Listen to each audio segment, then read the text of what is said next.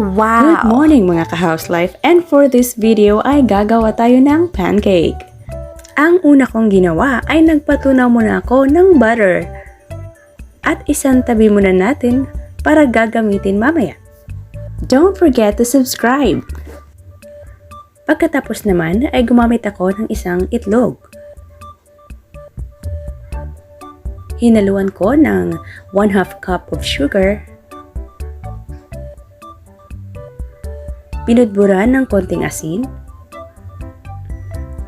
Nilagyan ng 1 cup of evaporated milk.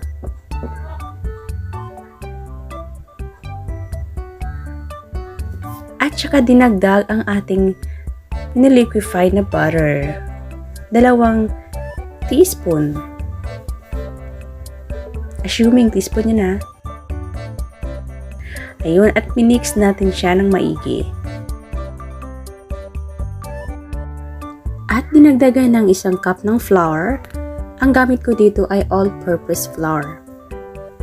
Add 1 tablespoon of baking powder and mix well. Hanggang sa ma-achieve natin ang consistent na viscosity gaya nito. Sa mainit na pan ay ilagay na natin ang ating 1/2 cup of mixture. Pagkatapos ay takpan. Takpan nyo na! Pag huminto na ang bubble formation ay pwede na nating i-flip ang pancake. Then put the cover back and wait for a minute. Now, serving!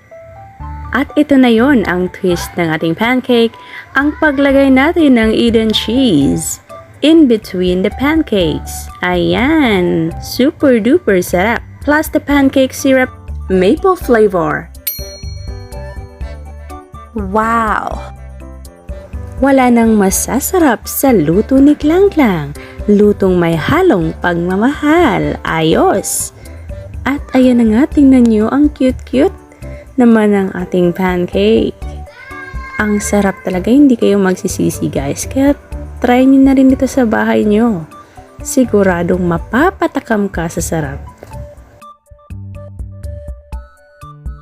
Don't forget to subscribe.